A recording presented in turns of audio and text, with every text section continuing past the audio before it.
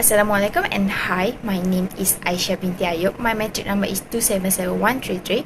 I will be presenting about Rezo and Blade business model. Rezo and Blade business model, also known as a bait and hook business model, is a very well established and famous business model around the world. Companies like HP, PlayStation, and many others companies have been successfully using it. Rezo and Blades is a business model where a company sells the durable base product at a low profit margin or even losses and then sell the pay proprietary consumable goods at a higher profit margin. This pricing strategy is used to get customers to buy initial product and then keep buying the consumable from the same company to keep using the initial product. The idea is that once a customer has bought into the system, they are more likely to keep buying from the same company rather than switching to a competitor, as it will involve them repurchasing the base product. Moreover, it is essential to note that the pay consumable goods are proprietary to the company and cannot be substituted with a generic good. This is important as it stops customers from switching to a cheaper alternative and keeps them locked into the company ecosystem. So next, how to use a Rezo and Blades in your business. If you are considering using the Rezo and Blades model in your business, there are a few things to keep in your mind. First, understand that it's not a pricing strategy. Rezo and Blades is an entire ecosystem that you are creating.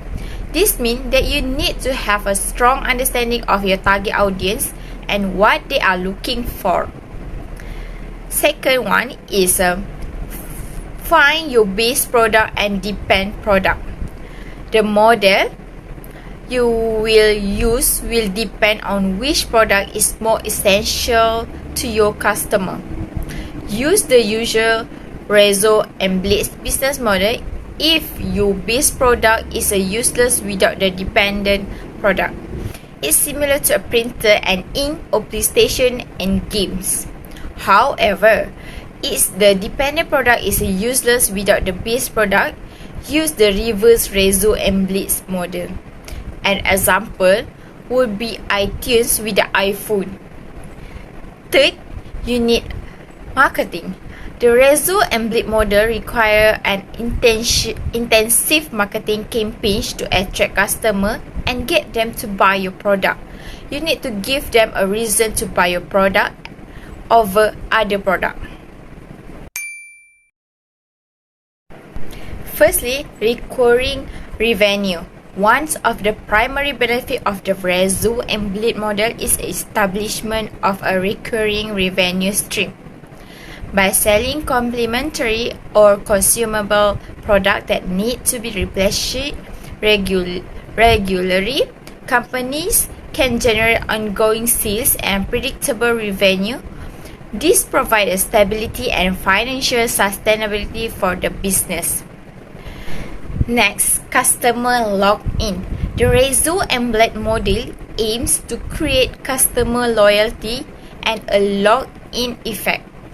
Once customers have invested in the primary products such as a Rezo or a printer, they become more likely to continue purchasing the compatible complementary products from the same company. This loyalty dependence on the ecosystem can act as a barrier to competitors and increase customer retention rates. Next, profit margin on complementary products. While the primary product might be sold as a low price or even at a loss, the profit margins on the complementary products are typically higher. This allows companies to offset the initial investment or loss on the primary product and generate profit over time. The higher margin on complementary product contribute to the overall profitability of the business.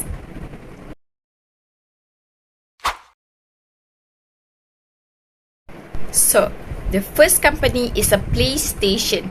Sony not only developed the PlayStation consoles but also creates many of the games that are played on them. This gives them a unique opportunity to apply the razor and blades business model in a way that other company cannot. While PlayStation console is sold at a loss, Sony make up for it by selling games and charging for online service. In fact, the company has been so successful with this model that they are now the world's largest video game console manufacturer. Next, HP printers. HP is one of the leading printer manufacturers and they use the razor and blade model to sell their products. The company sells printer at a loss and then make up for it by selling ink cartridge. In fact, HP's ink business is so profitable that it accounts for a large portion of the company's overall revenue. Firstly, change in consumer behavior and technology. Consumer preference and behavior can change rapidly, especially in the era of technological advancement. The razor and blades model relies on long-term customer engagement and repeat purchases. But if consumer preference shift towards alternative hair removal method, or if new technology disrupt the industry, it can significantly impact the demand for both the primary and the complementary products. Next, customer loyalty. The razor and blades model relies on building long-term customer loyalty to ensure repeat purchases of the complementary products. However, customer loyalty can be challenging to achieve, especially if competitors offer similar or better product and at more attractive price. If customers switch to alternative brands or products, it can significantly impact the revenue generated from the complementary products. Next, innovation and product differentiation. To stay competitive and maintain customer loyalty, companies employing the razor and blades model must continuously innovate and differentiate their product.